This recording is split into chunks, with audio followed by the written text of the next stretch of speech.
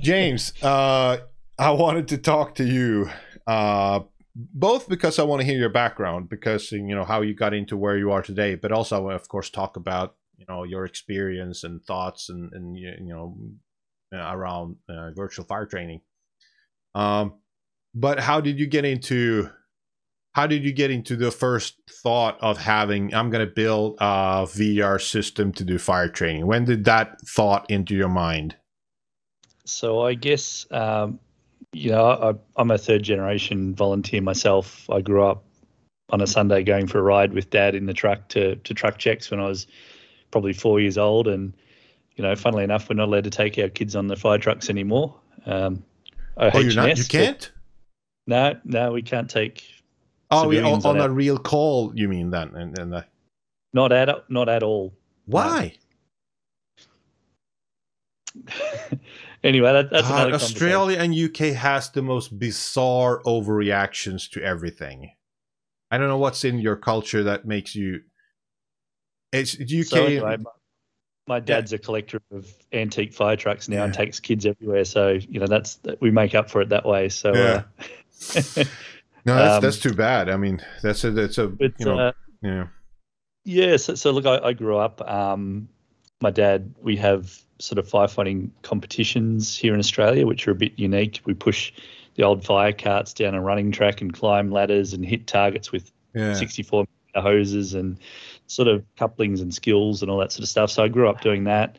I've been a volunteer for near on 30 years now myself. I sort of went away. I've always been I'm a robotics nerd, I guess, Lars, and I'm allowed to say that around you, and I say that to other firefighters as well. I grew up building robots as a kid. Yeah. When microcontrollers and everything were brand new. I went away to university, did a robotics degree. I was the first and only graduate of my robotics degree. Straight into a PhD in medical robotics for training surgeons how to perform surgery with what's called haptics, being able to touch and feel and interact with a virtual patient, cutting surgery, sutures and all that sort of stuff. But during that period, I started doing a lot of work with defence in counter-IED, bomb disposal robots, hostage negotiation robots. And we could send a robot a kilometre down the road and using VR goggles or very early VR goggles to gain depth perception. So, traditionally you drive a robot with a TV screen and you couldn't quite see how far away something was. So we started using early VR headsets and haptics devices so that we could literally brush sand off a landmine. We could drive a robot up to an area, we could poke and prod, and whatever the robot gripper felt, we could feel in our hand. So you could close your eyes and brush sand off it and feel the outline, and we could cut the red wire, because as you know, it's always the red wire you have to cut for a bomb. So we could cut that, but you could feel yourself cutting the wire and stripping the insulation. You could strip the wire or you could cut all the way through, all by feel. And that was, sort of the early work we were doing with haptics. And it was about that time that I was doing that in my sort of postgraduate work in the university that they started closing down our hot fire training grounds here in Australia due to PFOS, PFOA contamination of the groundwater and so forth. And I saw what the military were doing in tactical shooting training in virtual reality. And I thought it was interesting to me because not only could an instructor stand beside you and have that conversation with you without, 50 other people on the firing line and the noise and so forth. Yeah. You could get a polar plot of pre and post trigger pull. So you could see why the soldier was, moving up to the left or to the right after a trigger pull or post and pre and so forth. And that data enabled you to go straight back to the soldier in real time and say, this is why you're aiming off to the right. And I thought, well, why can't we do sort of similar things with firefighter training? And we sort of mocked up, and I'm a big fan of kinesthetic learning by doing, learning by interacting, learning by muscle memory. So we knocked up a very early prototype and took it over at the Consumer Electronics Show in 2017 because one of the headset manufacturers at the time was doing gaming, but they said, well, this is pretty cool. You can do learning in VR rather than just shooting zombies.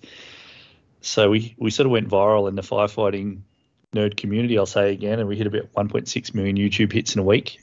Yeah. And the university decided that maybe there's something in this, and we spun out FLAIM Systems as a company. And since then it's been about, putting people in situations that, high risk, low incident events that we have as firefighters. But, much like yourself traveling around the world, we're sort of not aiming for every firefighter. We're not aiming for the top 5%, but there's a lot of firefighters that just don't get repeat training.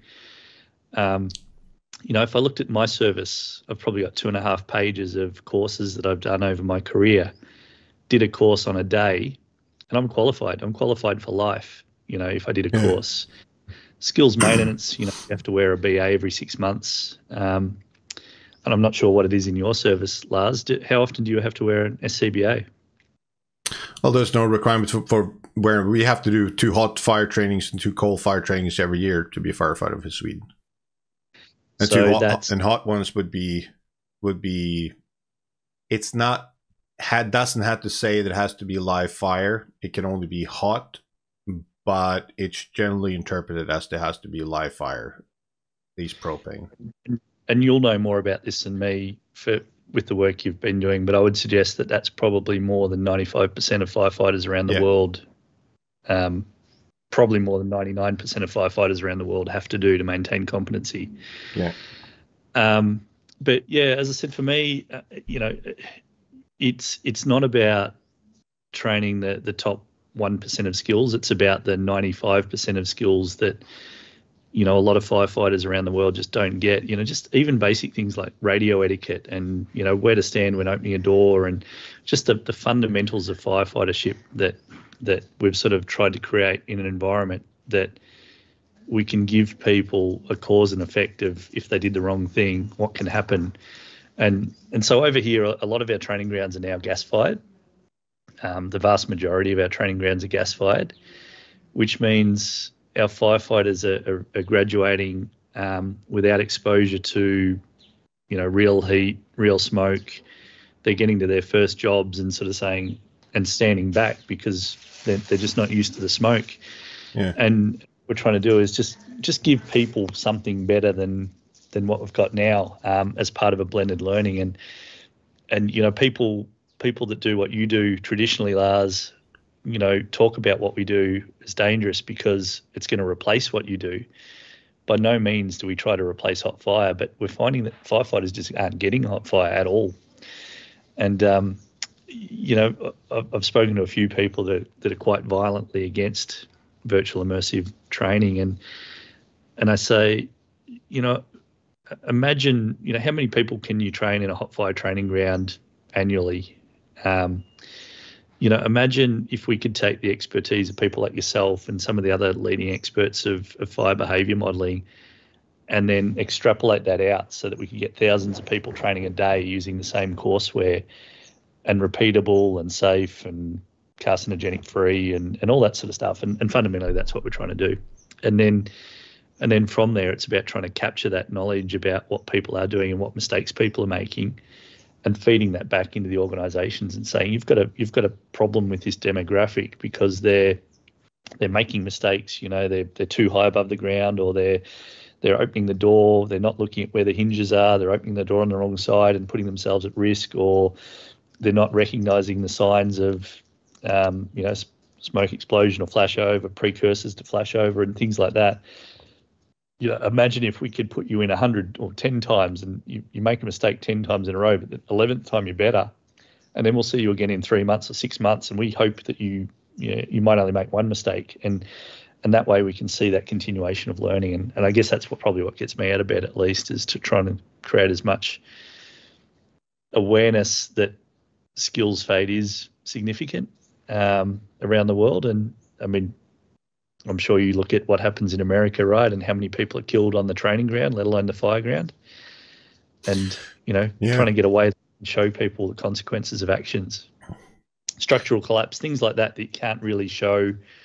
We've got an environment or a scenario in a petrol station or a gas station that people see fire, charge towards fire, go to put fire out without doing a dynamic risk assessment and put themselves in a position and have a sign fall on them, and hopefully that makes people think the next time. Yeah, I mean, I my background.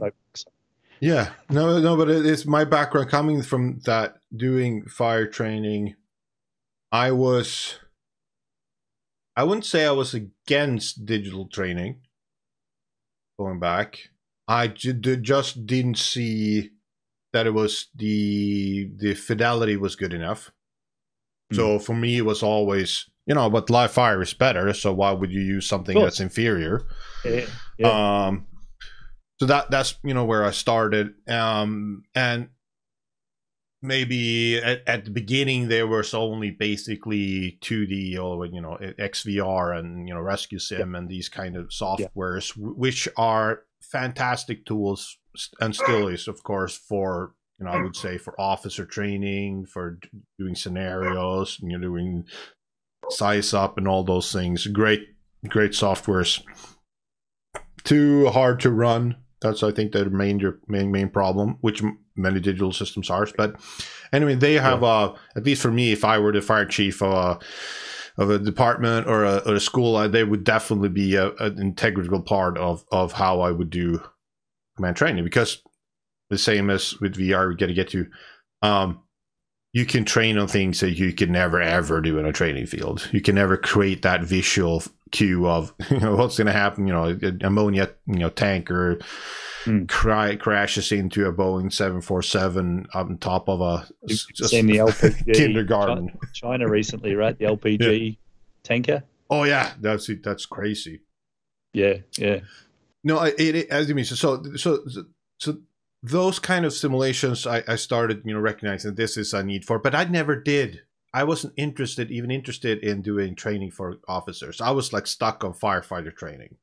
That was my focus, and still, to a large extent it is. But I'm doing more like that kind of training with officers. But like doing that, I was stuck doing that, and I didn't see any use for it, because I tried some simulations for firefighter doing things, and they didn't seem anything realistically. It didn't feel like anything, but you didn't get the visual cues that I was looking for. And then when I tried the FLAIM first time, I didn't get that either. And that was what I benchmarked it for, also because of live fire training. And I went in and go like, this doesn't look anything like reality. It doesn't give me what I need to be able to teach firefighters. Now moving forward, and I hear your, I wouldn't get back to your development of the system, but I started, of course, realizing, like you said, the world is not like Sweden, and Sweden is not, as some make it out to be some kind of magical place with firefighters hovering on clouds every day. But Sweden is still, even though we have a lot of problems, not the norm when it comes to live fire training. We have proportionally a lot of live fire training. But Sweden is moving. I'm trying to resist, and other people trying to resist, going towards more propane-fed systems. And that was really, at least the reason I needed to contact you. I felt an urge, a need for fire. Because I'm helping people, and I'm building training facilities with carbonaceous, and so many departments, even in Sweden, are going like, well, we can't use carbonaceous, and we don't want to use carbonaceous for lots of reasons, which most of them I think are invalid. But so we're going to build up propane facility. And my view on propane facilities, they're not only useless, I think they're borderline dangerous. I think they're not. It's not that they are, again, useless. They are well, what's the English word for counterproductive? Counterproductive. Close enough. Yeah, close enough. Counterproductive to what we do. We're giving people not only bad, we're giving them false sense of what it looks like, which is worse than nothing. So if we can't do live fire training with carbonaceous, we have to find an alternative, and that's where, of course, VR comes in. But I want I want to jump back to, so you started developing the VR and you started, the hardware, which I'm not really interested in, but we can dive into a little bit. But that's, of course, a very important part, all the things that gives you feel. But you're starting to delve into, okay, now we're going to make this sort of look anything like it. How was it early days trying to like figure it out? How do I make fire in VR work? So this is interesting. I guess you mentioned XVR and so forth, and the pain points. My service had XVR, and the pain points were you needed a computer simulation expert to travel around with it to deliver that training. Right? It's not really a scalable solution in most fire services. No, it's most departments in Sweden who started with it have stopped because they can't maintain the level of skills on the instructors. And the concept was that, as I said, we're not trying to replace the fire dynamics simulation of what we do in live fire, hot fire training, because fundamentally I don't believe the physics are going to be there anytime soon. We are doing as much as we can, and we've got, I think it's 40,000 hours in our sim system now to try and get fire dynamics and water and smoke and propagation, and we're doing some airflow modelling work at the moment, but it's never going to be CFD level because we have 11 milliseconds to do all the calculations that we need on the fire to get a visual up to the headset so that you don't get VR sick, right? Yeah. We consciously and to be fair, CFD is not anywhere near a level it needs to be to simulate fire either, and that takes days and weeks and years to do simulations. Yeah, and look, as a firefighter, you can read smoke, you can read fire, you can understand what's happening, but you never know 100% what's going to happen in the real world because there's so many influencing factors outside of our control as a firefighter that we don't know what's happening at the back of the structure necessarily. We don't know the materials, all these sorts of things. So we try and replicate cause and effect of very simple, fundamental firefighting behaviours so that we can develop muscle memory to a level. And it's been interesting lately because you mentioned command and control before. That's what every fire service wants. And I've been reflecting on it lately, and I think I know why. It's because everyone that has money in a fire service is a senior officer. They don't remember being a firefighter. They just remember giving orders and command and control training and simulation. So I think the gap is dynamic risk assessment for firefighters at the pointy end, making decisions that impact both their lives and people they're there to protect. And command and control is certainly very important. We do a lot of that now with multi-user, so we can put people in command. And I'm not sure if you saw a video recently, but we did a hookup between the UK and Australia. We can do all of that, but for me, it's about what is the appropriate level of fidelity. And as I said, fire, water, smoke, and foam are the 4 hardest things to simulate in computer graphics. Yeah. And we're doing all of them in real time, right? So it's hard. But our guys, some of the new smoke models we're doing are pretty amazing. How we can introduce an airflow through a structure and the smoke will behave and do all that sort of stuff. Now, I can guarantee if I sat you down with 10 other fire science behaviourists, you would all argue about what's not right and what's wrong and what the colour should be and all that stuff. But fundamentally, 95% of firefighters wouldn't even read that. They're just trying to figure out what they should do next to put themselves in the best position. So that's kind of where we're trying to get to. And, one of the interesting things we have also with the fire services, and fire services are hard. They're our hardest market to get into, right? It's industrial firefighters are easy, military's easy. It's really hard because they all say, we want courseware written against this particular scenario. And we say we're a training ground in a box. We try and replicate the physics of an environment, but use your own training doctrine. What do you do on a hot fire training ground? How do you teach people? So that, I guess that's my frustrations at the fire service at the moment and where we are. But from a fire dynamics perspective, we're trying to work with great people around the world like yourselves, Lars, to try and impart knowledge onto firefighters to improve them at all. And it's, as I said, it's never going to replace hot fire. Unfortunately, in some places, never. So that's a big word. Well, when you you know, I have to say that because there's people that get too freaked out if you say, in the future it probably will. And the Oh, it will. analogy is, There's no doubt about it. But by then, probably humans won't be needed to do firefighting at all. So then you would have, so you would just merge your software with an actual robot. But it's probably some time ahead. Even though I'm an optimist about doing robotics, it seems to be much harder than people thought. Everyone thought we would have self-driving cars now, and that was the sort of the thing that proves to be the hardest, by like replacing my wife, who's a copywriter and UX writer. Replacing creative people seems to be the easiest, which is like it's like we can invest in robots in the fire service, and I've built some. Right, we've got some robots used for haul trucks, because in Australia a lot of mining, and we have 300 meters away from a tire fire, so they used to let them burn to the ground, but now we send robots out dragging hose. But I mean, it's probably cheaper to put sprinklers in every house than it would be to solve a lot of these other problems. But that's another conversation. Yeah, no, I think the robotics is super interesting, and drones and everything. I mean, I saw early drones. I know DARPA made a drone that could find the fire inside the building. It was a DARPA project. It was super cool. But of course, I mean, fire is just a nasty environment to make anything work more than once. You can find the fire once, and then it will die, and you have to buy another one, and that's not really sustainable.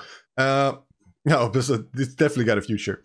No, I think going back again, the need for me is obvious, and I think everyone everywhere acknowledges that there's a need to complement, and eventually, even the people are scared of it. I'm not, but even though replace live fire training, but at least complement, because everybody understands that we're not getting enough, and we're not getting the quality we need. Now, the quality we need is probably more people, maybe question, but I definitely question it, because I know, and I guess that comes from knowing the more you know, the less you know.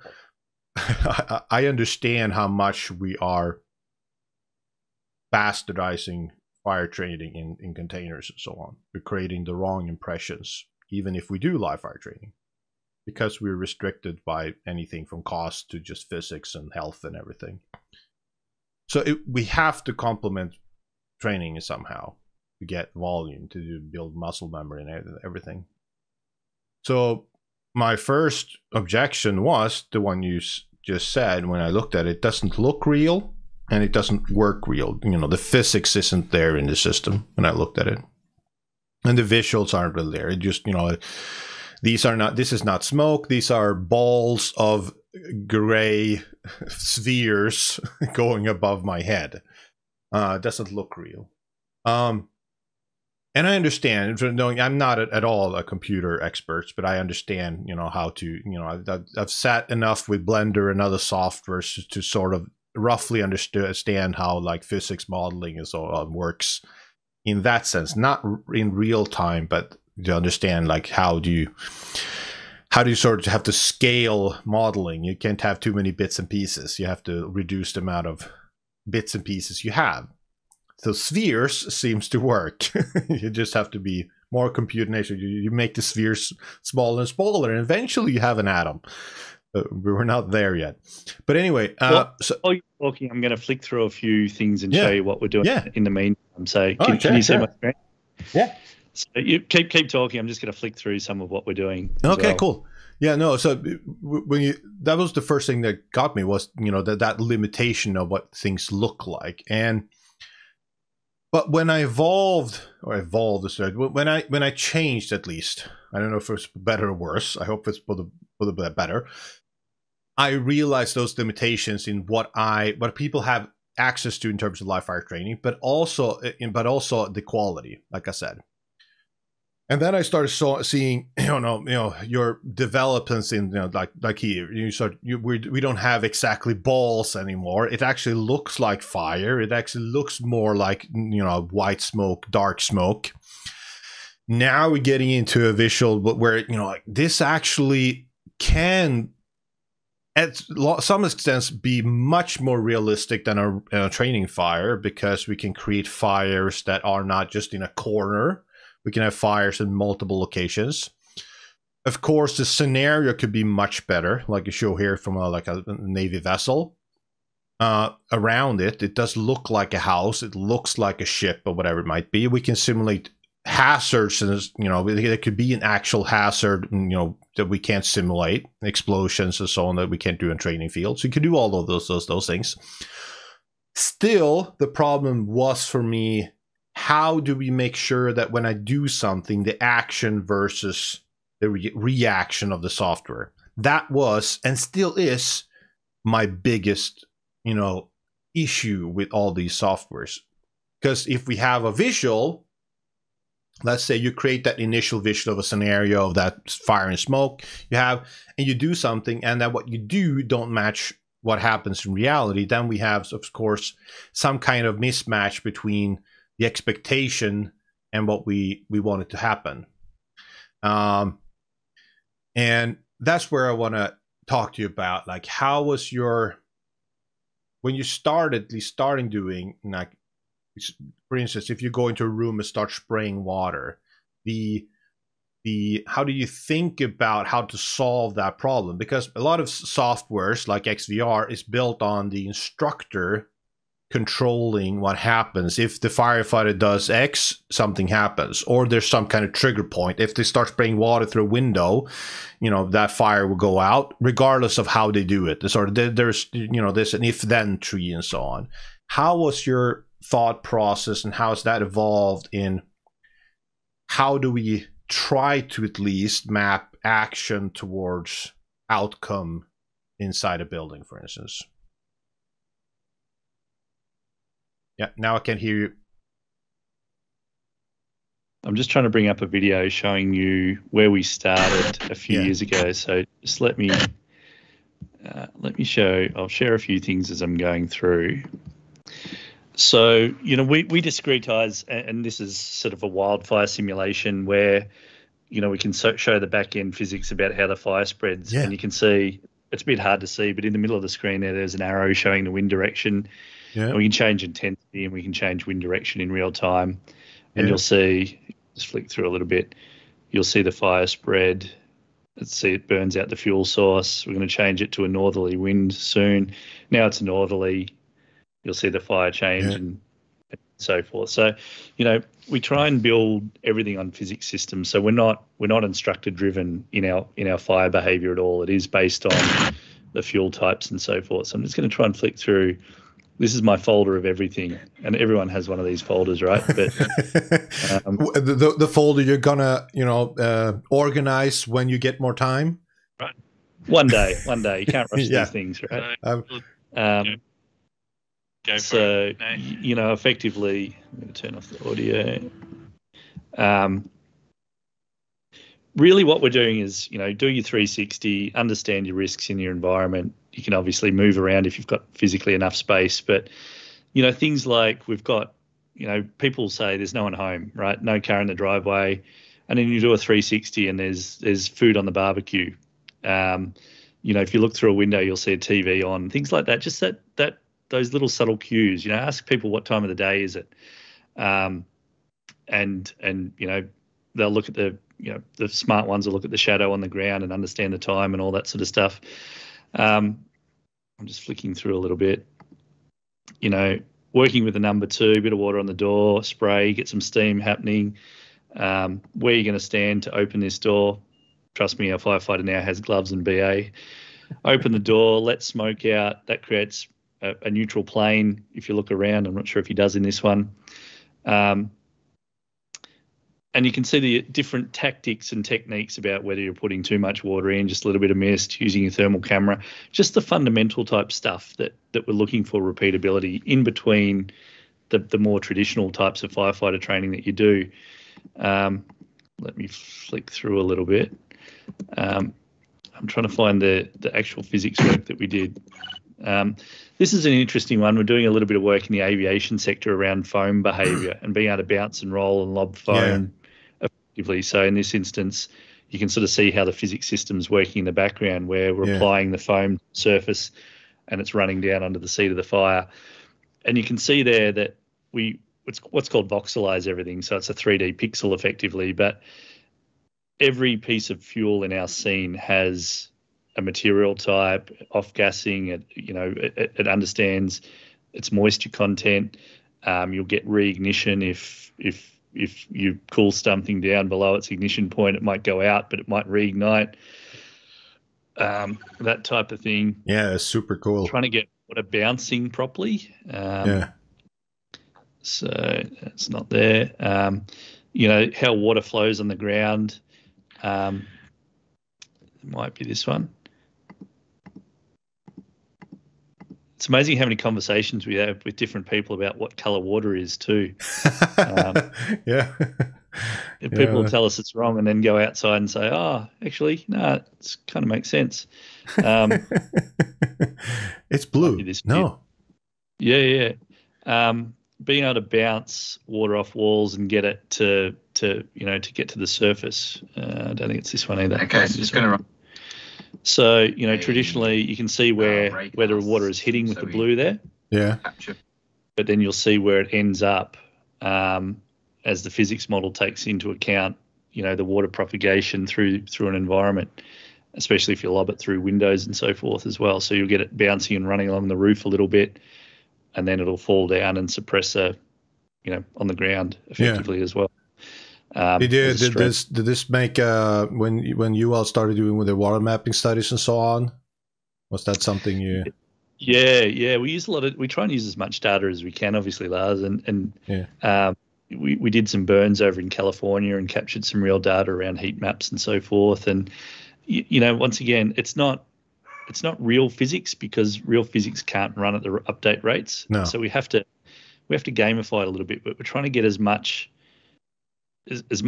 tech, as much of the realism in there as possible. And I'm going to flick through as we go.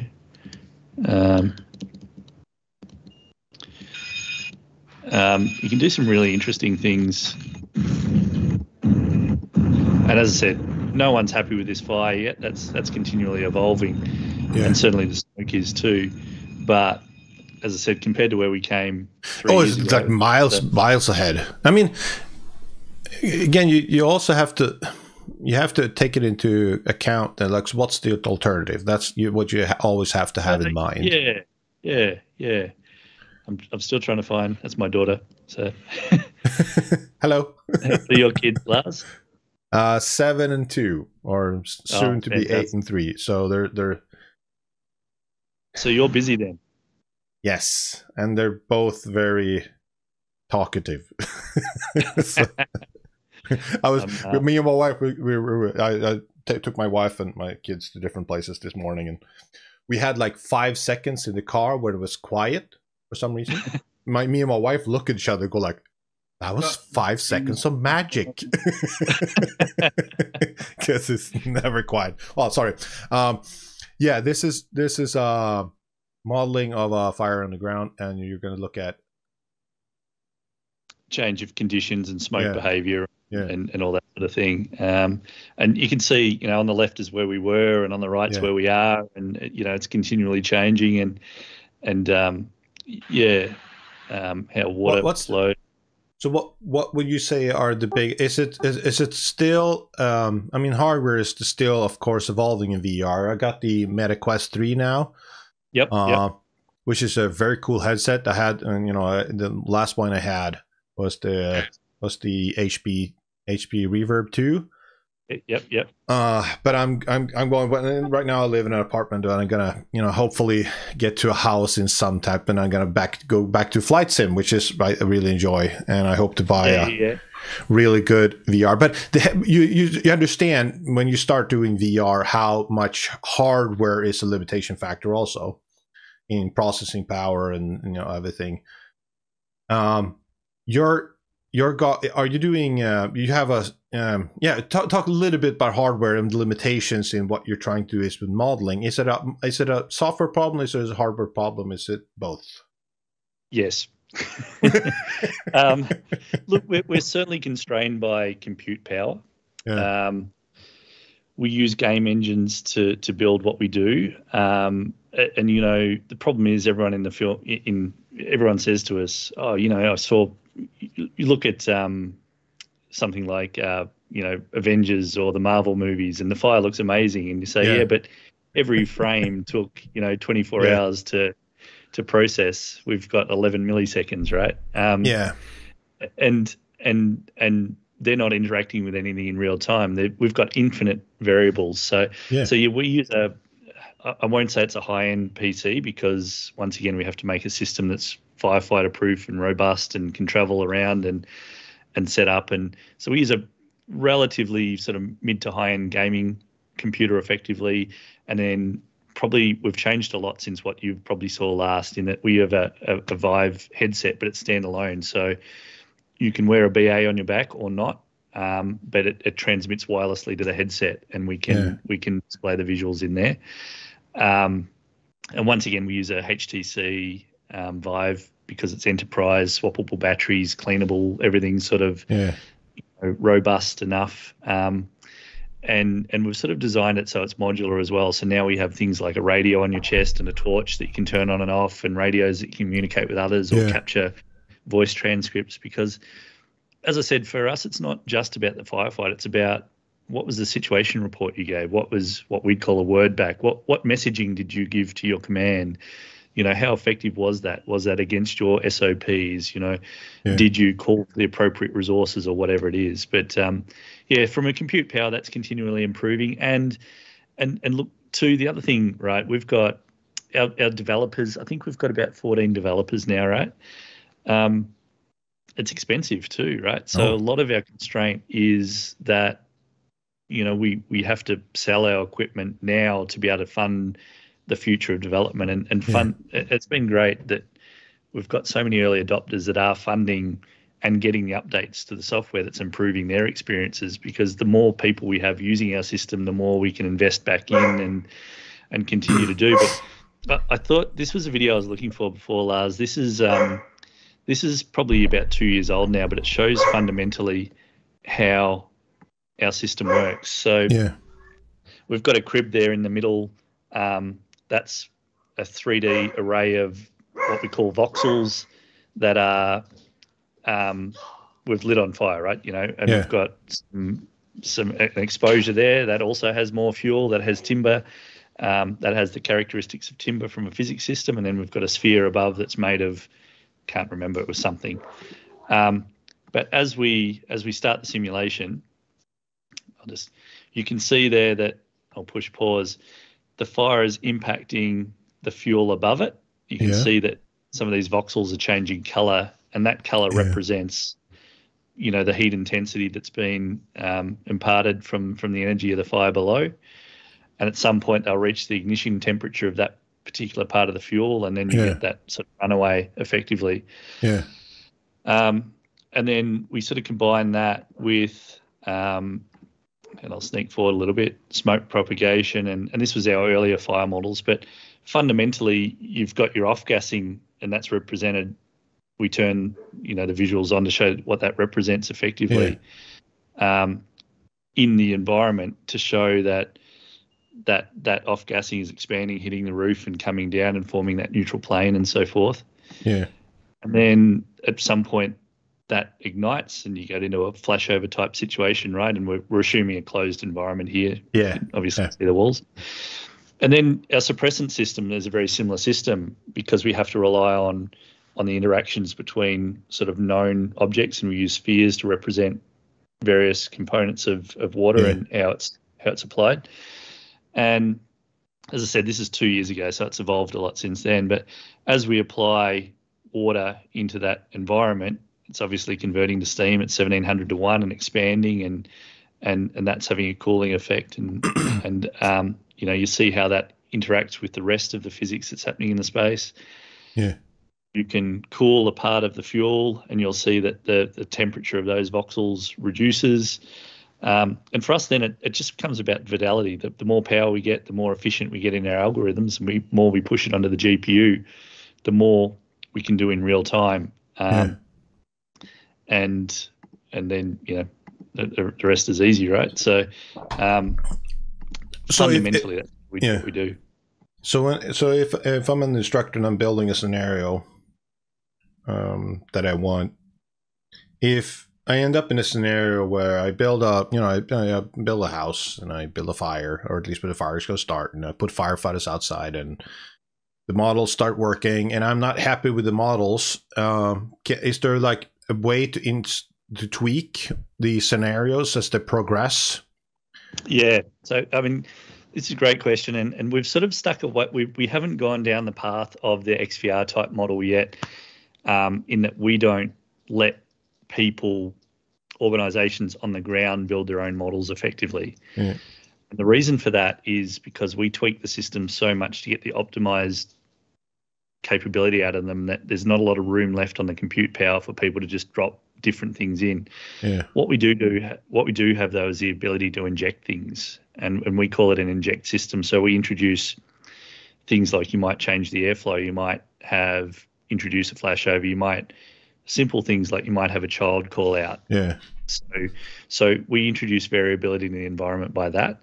In the future, we hope to sort of partner with people building out either things that have gone wrong in the past, so things that might be based on line of duty deaths, or we've sort of tried to stay away from that a little bit, but we want to create environments that add value to the training curriculum, that are somewhat repeatable, so that you can put people through continuously, but then we push updates out and variability to them so that no two scenarios are the same over time. But the physics wise, as I said, we just haven't built, or haven't had the ability and the time and the resources to build an editor so that people can build their own at this stage, which is why we're trying to really partner with people that want to build out specific environments and scenarios, and then we just work with them and tweak them until they're happy. The reason I ask this because I understand what complexity that would add. It's also it's like when I do training, digital training, like not digital training like this, but digital training like PowerPoints and videos and stuff like that I do for departments, and everybody wants to add their own twist to it. And I think that's psychological. Like, I buy what you're saying, but I'm an individual, so I need to have some input to it. Otherwise, I would just be a robot, and nobody wants to be a robot. So I think that there's a psychological need for people to tweak things. But now I just changed, go like, nope, that's the way it is. You're just getting what if you don't want to buy it, if you don't want what I'm selling, you don't have to, but I'm not changing it, because the complexity just by doing that, it's complicated on so many levels. Like if I just, and this is simple compared to what you're doing, if I do a video and I send it out and there's a little bit of tweaks for everyone, and then I update it, so I'm going to tweak it now 10 times more, who's going to pay for that, and so on. There's that kind of complexity. Because I understand. Now, going back to your development, when you have this model that you're tweaking and tweaking, make it look better, behave better, I guess there's a complexity in the duration of a scenario. So if you take if you place a firefighter in a scenario, you're in the hallway, there's smoke coming down the hallway, you're going to cool it. Now, to make that happen, fine. But if you go all the way from the fire truck all the way to the fire is out, the complexity tree grows infinitely harder in making that whole scenario make sense. Am I correct in that? Yeah, fundamentally. So effectively what we try and create is free roam environments. And you may or may not be the firefighter, you may or may not be the incident controller, you may or may not, it might just be purely that you don't even have a hose. You're just doing a walk around and you're having a discussion about what are the exposures I see in this environment. So this could be for a rookie firefighter. It could be for a senior firefighter, and you're looking for different things, right? It could be, what is the, part of what we're doing now is building out a film crew so that after the fire you come out and you're the officer and you've got to give a presentation to the media, because you could be the best firefighter in the world and you come out and put a film camera in front of you and you, how many times have you seen police on TV that look very, very startled, right? It's really, things for us. It's simple wins. I mean, if I use an example, one of the environments we have is a hay shed, right? It's a shed full of hay, and there's a fire in it. Yeah. We put you in there, and you see the farm. You see, everything that's around you, windmills and a farmhouse, and there's a shed there. In my experience, taking this around the world, we're in 47 countries now. 95% of firefighters will grab their hose line and run up to the shed and put water on the hay bales, right? Yeah. Got 2,000 litres of water or 3,000 litres of water in your fire truck. You've got a dozen round bales. Any rural firefighter will tell you you're wasting your time. You're never going to put that out, right? You just don't have enough water to put those hay bales out. So what we're looking for is, what's your risk assessment? What's your resource allocation? Did you notice that there's a rainwater tank? Have you gone over and had a look to see if it's got fittings that your fire truck can connect to? And it doesn't. Yeah. Have you done a 360? If you go around the back of this hay shed, there's a dirty, great big propane cylinder that's being impinged and it's starting to vent. And if you don't put it out, it explodes and levies. What we're looking for is just people. We're not after people putting out the fire or really even understanding what the fire is doing. We're after that whole thought process about what should I do, not what comes naturally to me as a firefighter. Yeah. Because, I always say, right, you can get anyone off the street, take them to a gas-fired training ground, especially, give them a fire hose, and they'll probably put the fire out, right? Yeah. Did they do it safely? Did they understand the risks to themselves and others? Yeah. Did they, all that? That's what makes us a firefighter, right? Is understanding the complexities of our job, not just putting water on fire. Yeah. But coming back to your point before, I just wanted to quickly show you this. So we have the ability to vary some of the scenarios by jumping into them, and we can inject after action events and performance events. So some of the systems spit out information about how much air you used, how much time it took you, water usage, all that sort of stuff. But then there's an after action review on the trainer tablet that as you're doing what you do, you might be ticking off things. So, did you do a proper 360 if you're a officer, maybe not as a firefighter? Did you identify the secondary exposures? And as an organization, you can customize all of this against your SOP. And then we have injects. And there's none I've picked a bad one, but inject could be, there's a casualty on the second floor in bedroom 1 that's crying out. There's maybe a chemical spill, or there's an electric vehicle in the garage. What does that impact what you do? But effectively then the trainer gets a report, and this is a bad example again, that looks like this and says, here's all the things you did, here's all the things you didn't do. Let's click on it and learn and, improve yourself a little bit further. Yeah. So this gives the organisation the ability to sort of customise the scenario based on what they're looking at for the actual individual themselves. And that started to progress, but it's mainly our fire extinguisher that we've got data from 100,000 odd simulations, but moving into our FLAIM trainer as well. Because definitely for me, a usage would be like we talked about. You just basic modular. You took up a position. It could be, for instance, outside the door, and it's just about repeatedly practice that, for instance, door procedure. It could be in a hallway. What do you look for in a hallway? You'd repeatedly look for a short duration. I think there's a huge amount of value in about doing those things, and that should be, at least in my mind, easier to customize, or to sort of like to fit that, because the possible variations aren't that big. It's not much of a free roam. It's limited. It's a limited scenario, but it's a huge amount of value in practicing. See this, do this. Basically, a slide deck. Now, of course, there's huge value in what you're working on now. I want you to expand on that. The cooperation between different people, sort of like in a scenario, more scenario based, that we're going to have an entire incident. You're going to have a commander, you're going to have firefighters working together to solve that same scenario in real time. Maybe pause, reflect, go back, do it again. When did the sort of ability to do multi-training use come into play, and what's happening right now? So about 4 years ago, we started with some very basic multi-user, and it didn't work really well. And fundamentally, our new system that probably, in the past few weeks, we've had that ability to do that properly. Yeah. And you saw a demonstration of that with our UK Australia hookup. I'd love your thoughts on this, because I really struggle with team training to some extent, certainly from a team of two in BA. Sometimes, because in VR it's very hard to have number two, helping with the hose, because, you may not even be co-located. You might be, we could have a hookup and you're in your system and I'm in mine, and we could be communicating via radio and we could see each other in the virtual environment, but we can't touch each other or necessarily collaborate like we would on the fireground. One of the challenges I have with teams training is, and I understand why we have two people as a BA team, right? And that's for our own safety, right?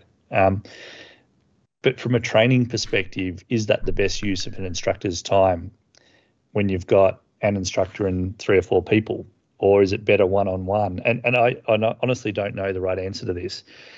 What we often find is that fire services say, we need multiple people in the system because that's how we do it now, or we want to keep people busy.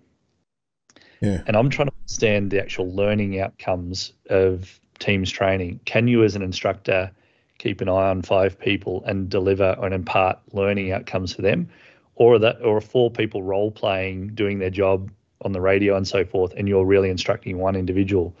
And this is kind of where I'm trying to understand the best value for teams training. And I'd love your thoughts on that, and not necessarily now, but if you think about, I guess what I'm trying to say is that the best learning you'll ever get is one-on-one with an instructor, right? Oh yeah, for sure. The other people may be needed because they are part of the role playing. But yes, if they only role play to train you, that would be awesome. I guess that's my point. And in the future, those people may not be real people because they might be avatars or whatever.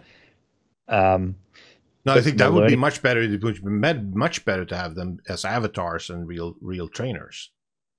The one point I will say, though, is natural language and human behavior is different. And you know yourself, from an incident command perspective, if you're giving a task or asking for a situation report from a team, and depending on who you get, you might get rubbish data back over the radio. Yeah.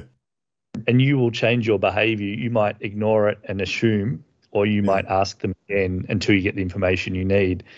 And that's a teachable, learnable experience that I think is valuable, versus, a system that just gives you ask for something and they give you just back a pre-canned response. So this is really research I'm working on at the moment. Yeah, and I don't have an answer either as how to optimize it. But of course, going back to the one person, basically see this, do this, modular training, you have a corridor, do this with your nozzle, this happens. That is, you have to start there, because individually they have to sort of know what to do in the situation.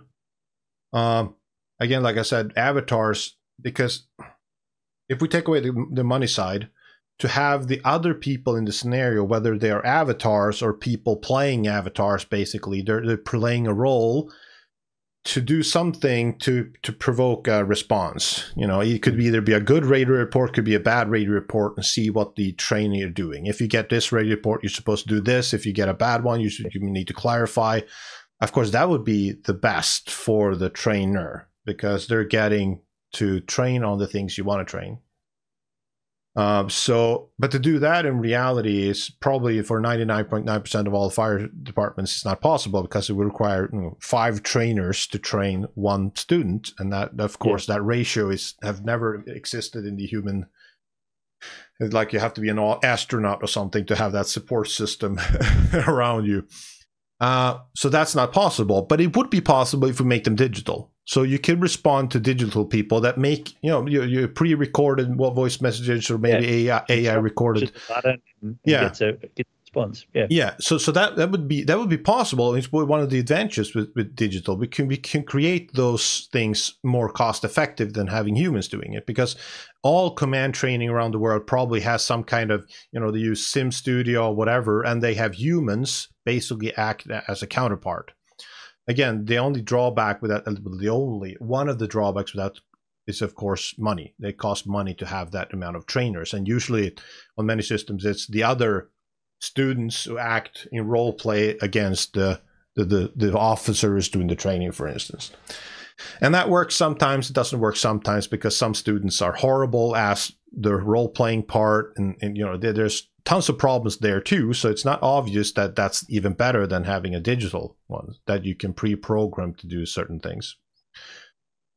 Now, in terms of where I think you're getting at, where's the value in doing multi-user training? And I honestly don't see a huge amount of value in doing multi-personal drills in that sense. I think so much is based on your individual experience that what the other peoples are doing and stuff doesn't really matter from your perspective as a learner. I'm just thinking out loud here. So if you're I guess actually the big push for, excuse me, that's my Dashin. Yeah. The big push for multi-user training really came out of Europe, and as I said, I think it came to keep people busy rather than to develop better learning outcomes. Yeah. I think the real value for what we have in Teams training is the ability to have a remote instructor. Yes, that's where I want to go. We could have 3 or 4 people in a house fire sitting around a door. I knew Lars could be our guest instructor for the day, and you could be in your kit, in your underpants, sitting at home on a Tuesday night, providing training to us here on a Wednesday morning, right? And to me, that's where I think we can use this technology to improve, globally the learning outcome of firefighters. Definitely, I want to go there. But first, going back to the multi-user in terms of them training together, I'm thinking out loud here. I think the complexity increase as soon as if they take a team of 5, 2 firefighters, maybe a pump operator, a commander, the complexity of things happening expands violently, not just in terms of software and hardware and sort of the physics and everything like you have to deal with, but as an instructor, my span of control is never even close to be able to monitor, let alone react to what they are doing. So to read it, I went back into when I did training. I thought I did training. Well, as soon as we have more than one person, I wanted dynamic firefighters, so I wanted to have dynamic training, meaning I set a scenario on the training ground and they can do whatever they like, and then we'll go from there in terms of how me trying to fix it or debrief them afterwards. I think that's a horrible way of doing training. Yeah. It's just a mess. And the more I learned, the more things I saw that wasn't good. So either I had 2 choices. Either I just wrote everything down that was not good, and I tried to debrief afterwards, and there was so many mistakes I never could get through them in a million years. And if I would crush them. And they would have done the wrong thing, being crushed by me saying it was the wrong thing, and remembered the wrong thing. They would never learn to do the right thing. The other option was I was going to do 5 people go training, and I would stop the training every second because I need to correct someone, go back and then start over, and there would be no flow. And most people would just stand there because there's always something that needed to be corrected. The third part was when I correct someone, I could either say with authority, you did it wrong. And they, if I have that sort of system where, I'm the chief, you do what I say, or which it doesn't work, or I have to convince them that what they did was wrong. They have to actually internalize it. But the problem is that they could be wrong for 2 reasons. One, we interpret the situation differently. So they did it correctly, because they interpret the situation a different way. And Yeah. that's always going to be a problem in training. Oh, the smoke was cold and white, so I didn't cool because it was theatrical smoke. But in the mind of the instructor was, oh, this is a fire, so you should think it was hot and you think it should be black and you should have cooled. Okay, we have of course a training problem, and that's so many levels that's an issue. So we could be arguing about, you know, how to interpret that scenario. And the second one is, of course, if we have the same interpretation, what's the answer? Most organization hasn't decided what the correct answer is. If we have black smoke in the hallway and it's 75 degrees, should you cool? If it's 78 degrees, should you cool? If it's 100, should you cool? And we have an argument about at which level should I've cooled. So you always end up in that. And that to have that discussion, if you're doing training and have that discussion during the training, now we have to get into the interpretation and the outcome. There would never be any training. There would just be 5 people standing arguing all day on the training ground. So with that said, what I had to do was basically we have to go through what the correct answer for this situation is before. This is the situation where we agree on the interpretation of the situation on all different levels, you know, and this is what the right answer is, and now we're just going to practice it. Basically, now we have robots that's trying to do the correct thing in the things that you're seeing. And that's majority of the training that firefighters have to do, because it's basically recognition, primal decision making. You know, see this, do this, and different levels. As a commander, if you see a firefighter doing the wrong thing, do this. If you see it, you know, get a bad report, do this. If you see a hazard, do this. It's recognition, primal decision making all over again, which means that everything should be programmed. And the complexity, again, if you take a lot too many people that are allowed to make their own decisions, it just becomes a mess for me as an instructor.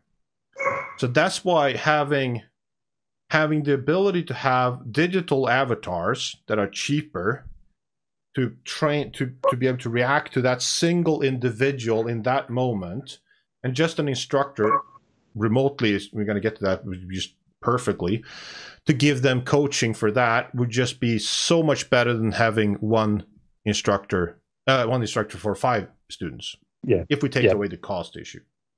As I said, I agree, and you know, it's interesting how as a small company, right, we have to be very careful about where we put our development resources, right?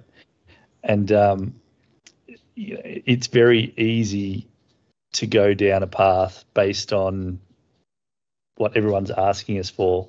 But what everyone asks us for is the traditional way of doing things, which may not be the best way of doing things.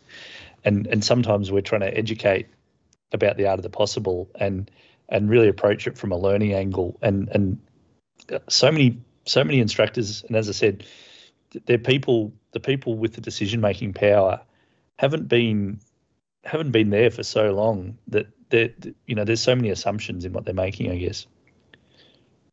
Yeah, and to be fair, of course, to them, maybe it's a long time they did it. Of course, they did it, and they think it works. So why would you change it? If I became a good firefighter, so what? They should be able to be a good firefighter too. But educating people about I would say because to teach firefighters, it's not like there's a science for it. It's not like there's 1,000 scientists going to research about the most effective way to do firefighter training.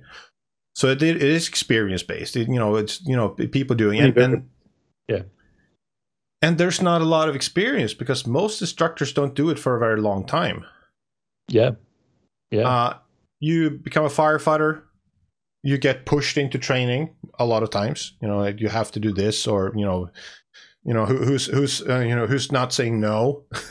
Sometimes that you go and do fire training, and you do it for a couple of years, and then you advance to a senior role or something a lot of times, and then you're gone.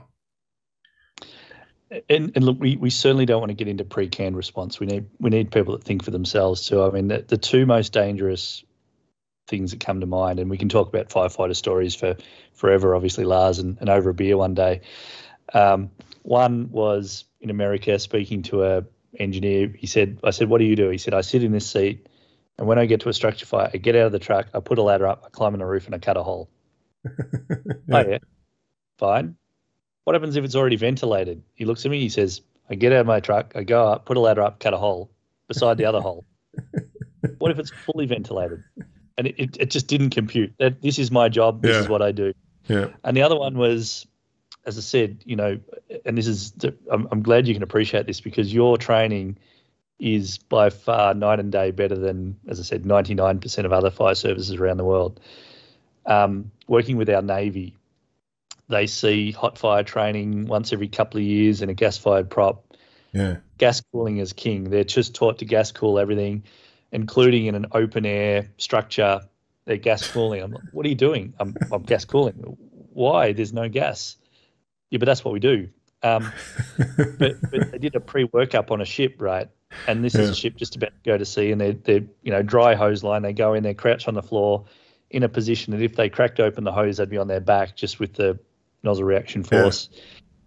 And the instructor's standing beside me saying, what you've got here in front of you is a clothes dryer fire. And he had a torch in a clothes dryer in the laundry of the ship. Yeah. And he said, this fire is so hot, it's going to take thousands of litres of water to put out. It's going to flash to steam as soon as you put water on it. Your visibility is going to go to zero, et cetera, et cetera, et cetera. So this guy comes in, he's just pouring virtual, opening and just making motions. You and I know you probably put a clothes dryer fire out with a couple of buckets, right? Yeah, yeah. The fish got bigger and bigger because the instructor had never seen a fire. Yeah. And anyway, put the fire out. The instructor said, yep, job's done, fire's out. And they just packed up and left. And I said, do you do a primary search to see if there's any casualties? He goes, yeah, it's a good idea, isn't it? We should do that next time. And you go, this is what most firefighters call good, effective training, right? Yeah, I know. So, instructor development and instructor, of course, that's what a lot of what I do, going on challenging people. I try to challenge people in saying that there's multiple ways of doing things, of course, but there's so much to learn about what is good training or what is good fire behavior and so on, and I try to push those buttons. But like you said, reality is that most instructors are not good. They're not even close to good. They might even be, counterproductive to what we're trying to achieve. Because, and of course, they're trying to do the best they can, but they were never given the opportunity to do anything else. So, the ability to do multi-person training with the system is, for me, I think it's interesting. To me, the complexity of trying to do a good training on that would be too hard. I see too many problems. I'm not really interested in that part myself. Yeah.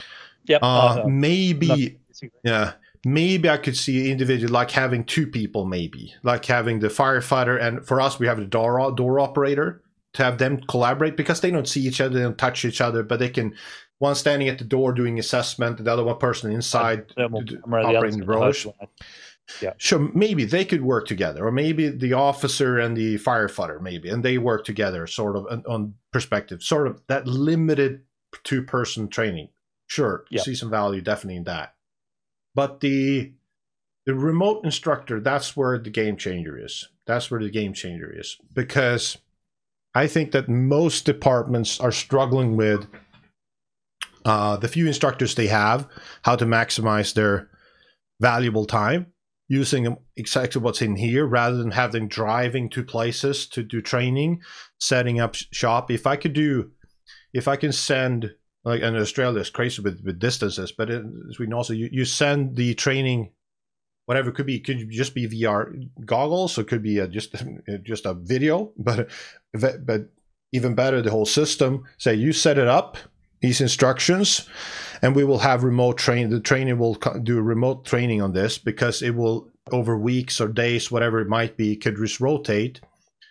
That is a game changer, just on a local level. Now, if we talk internationally, which I want to talk to you about also after we talk, I want to scale my thoughts to the world, because I think I have good thoughts.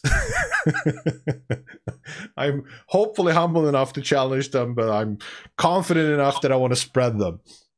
Like, to have instructors from Australia teach UK, or what UK teach, that have that mix, be able to say, okay, this is how I think you should do in this situation. I think you should do this and this and this remotely. I think that's a game changer. That's what we need in the fire service as a whole. That ability to take the local limitation out of the picture when it comes to fire training. So talk to me about your thoughts on how to use that remote ability. So you said it right. Every fire service I talk to, they're the best. Every fire service I've ever been to has all the same problems. And to me, it's exactly that. The kit is in a location. It takes 10 minutes to set up. You put a headset on. You sit there in a lobby at 7:30 on a Monday night or Tuesday night or whenever it is, and all of a sudden, Lars is standing beside you saying, "Yeah, g'day, mate. How you going? Let's just work through some problems today." And you as the instructor have the ability locally to control the scenario, to work through, to see who, to just work the problem like you would on any training ground, but one-on-one or one-on many. And you could have the whole fire service. You could have 1,000 people dialing in to watch you working with James in Australia, and talk through your thought pattern, and kind of that's how we do it locally. When I take my brigade out, and we put someone in the system, and we're standing on the driveway at the front of a house with a building fire or something, and we say, what's your on-scene radio message? What's your situation report?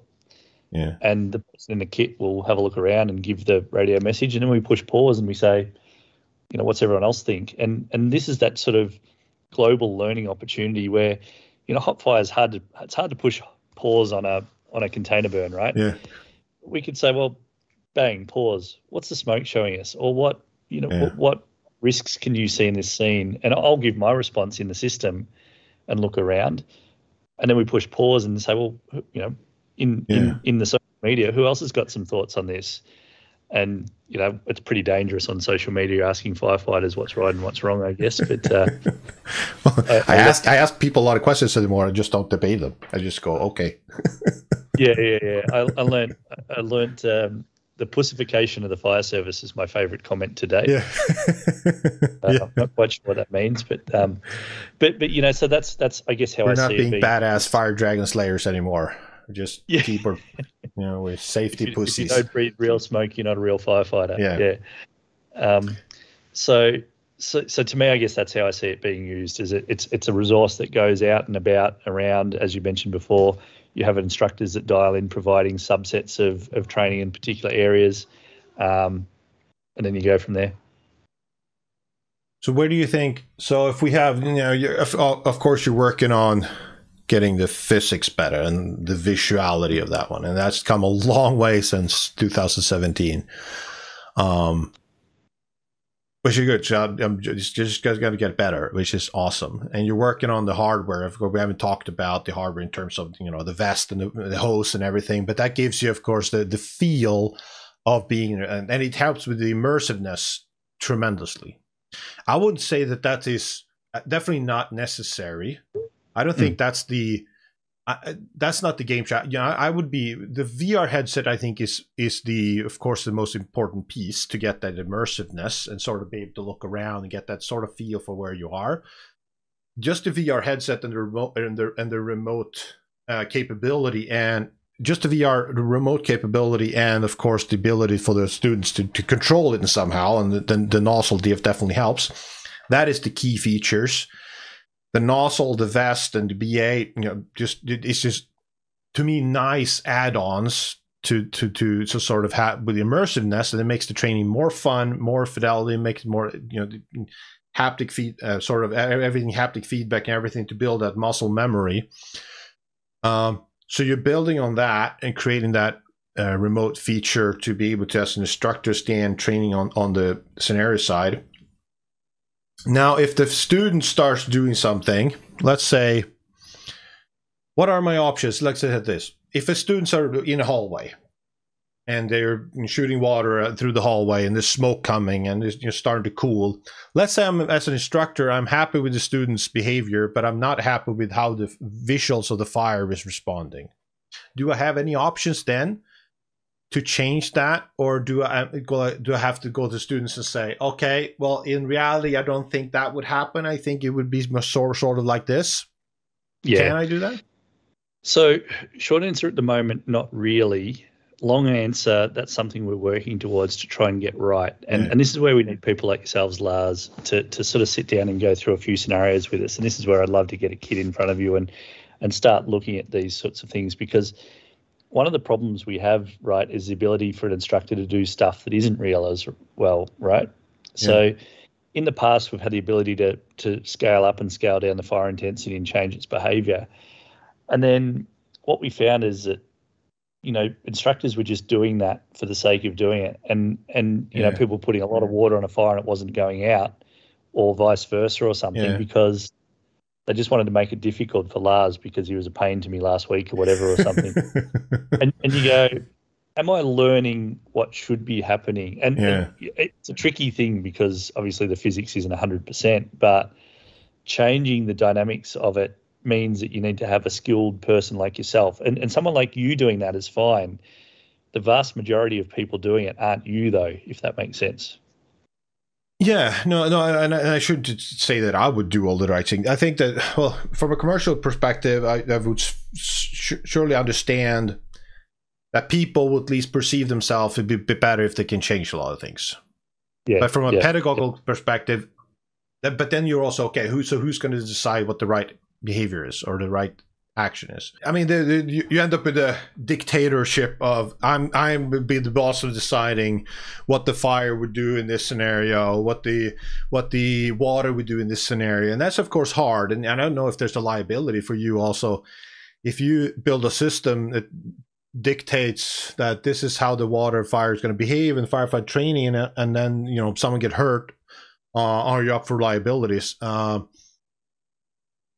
From a commercial perspective and from a liability perspective, it makes sense for you to have that optionality of tweaking the behaviors so that it's up to the instructor to decide what the right thing is, or how the fire would behave, or how the water would behave in a real perspective. But if I were to dictate them, I would think it would be the best if I did it because I know everything and other people don't. No, but I think that because that's coming, Lars. I think that's coming, and the reason I say that is we're starting to get. We've got a few foam suppliers actually that want us to be able to change the properties and suppressant effectiveness of foam in real time, and sort of show differences in burn back rates and things like that. And you know, I think there will be a sort of, you know, a pro mode that will allow you to with sliders adjust things and you know, it might only be, as I said, 5% of people that use it, but it's really not hard for us to add that capability in. And you know, we've got a lot of nerds that most of them aren't firefighters, right? And for us, it's about putting them in front of people like yourself and others, and that's what drives us. You know, we get passion from people that say, I need to be able to do this, and usually the programmers say, impossible, no, it can't be done, and then the next day they've implemented it, right? So no, but so like for me, I understand, and you have so many different markets. I mean, I'm focused on municipal, basically house firing, house fires. You have so many different areas of hazmat and everything, where the system is a lot easier to build stuff for. Like house fires are like complicated on so many levels compared to, you know, electrical hazard, which is really dangerous to train on, but it's sort of easy to implement in a sim trainer, or like so. But going back to that house fire, just take you have some standard, like if you have a lot of firefighters training on propane facilities, we know where a lot of those shortcomings they will have in terms of what the visibility looks like. We know that we have to have a scenario where there's smoke to the ground and they can't see anything. We know there have to be a scenario where they take up their tick and be able to see where the fire is coming, just see flows in the thermal imager.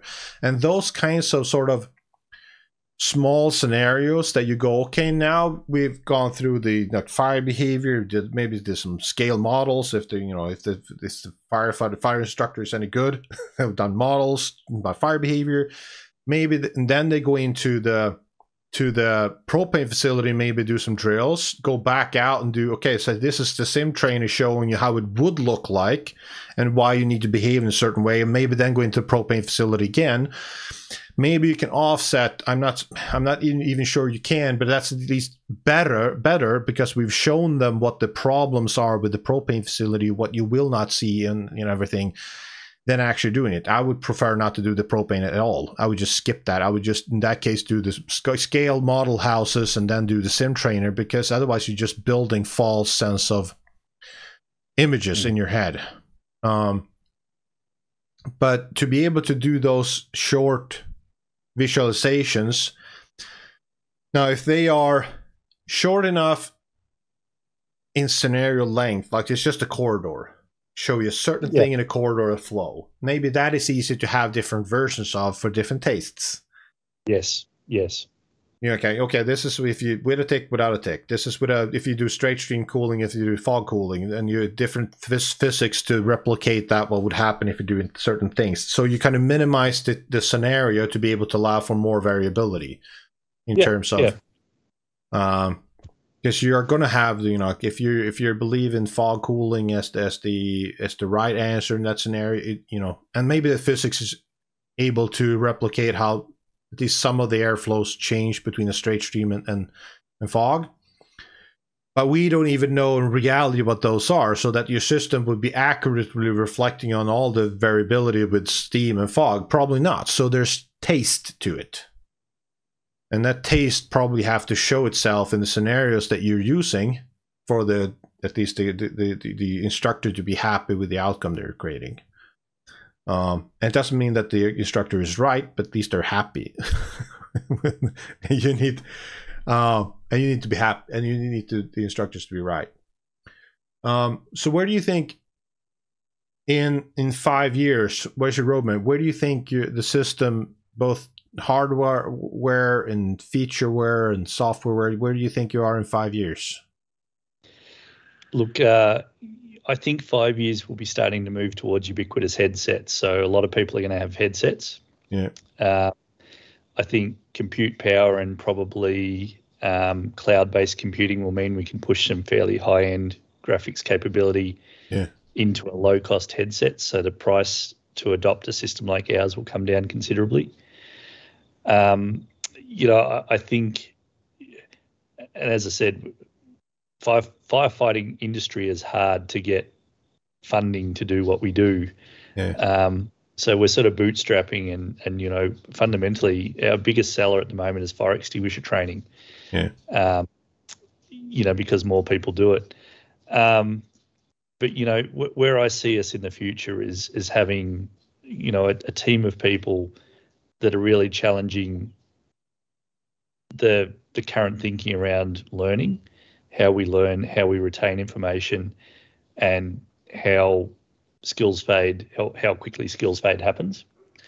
I think certainly the physics, I mean, as I said, you look 3 or 4 years ago where we were compared to where we are now, with the resources we have in a few years' time, if we scale and keep our revenue share of R&D, it's going to be pretty magic, I think, in 4 to 5 years' time. To me, it's about not so much just having the physics and the environments, it's about having those skilled people standing around this system being able to impart their knowledge as well too, because as I said, you can have the best training ground in the world and not have good instructors and get rubbish people out. Our system will never be good without instructors sitting beside it. In the Middle East, actually, they sort of saw our system and said, so what, I can just put a person off the street and they'll come out as a firefighter? And you and I know that's not the truth, right?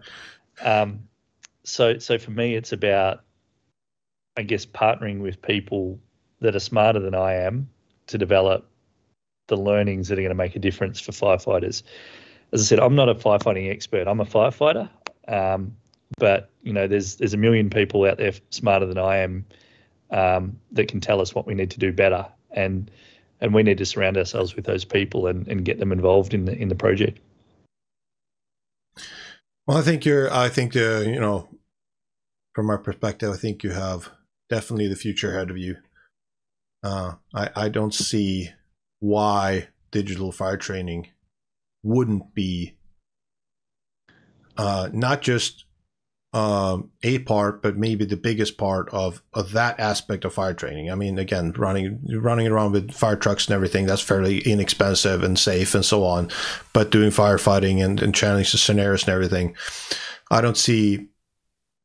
Of course, I think live fire training is important. That's what I do. But I don't see it as sustainable in that amount needed in any shape or form coming up. There's too many limitations in doing it. That doesn't mean that I don't think you should have it. I don't think you should fight for it. I don't think that's of course I do. Otherwise, I wouldn't be doing what I do. But digital has to, and I think VR is one of those aspects that offers something unique. It's a tool. Definitely, and I think AR is also that's way further behind in development.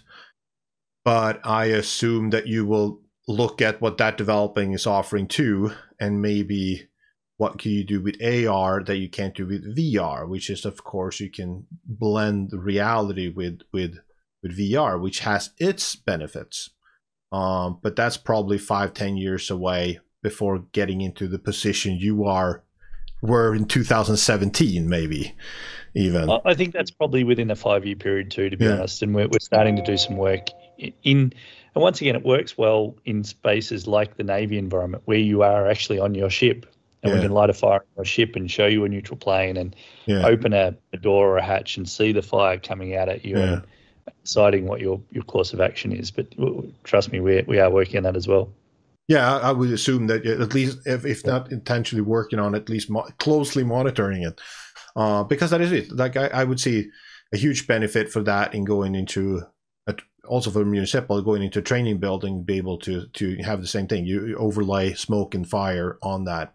But I've had, I've talked to multiple companies to see what they are, and it's still, the idea is there and the vision is there. It's just not out in terms of both getting a hardware that works, which is really hard, that can sustain physical beating and everything, and also maybe even water splashes and everything. It's just hard to make hardware work, and then also, of course, getting the software to map everything from the digital space up into the physical space and make sense. It's not an easy challenge, and then you put theatrical smoke in there, and then everything messes up, and that's a challenge. But it definitely it's part of the future, and I'm really excited for it. I think it's super exciting to see where it's going to go.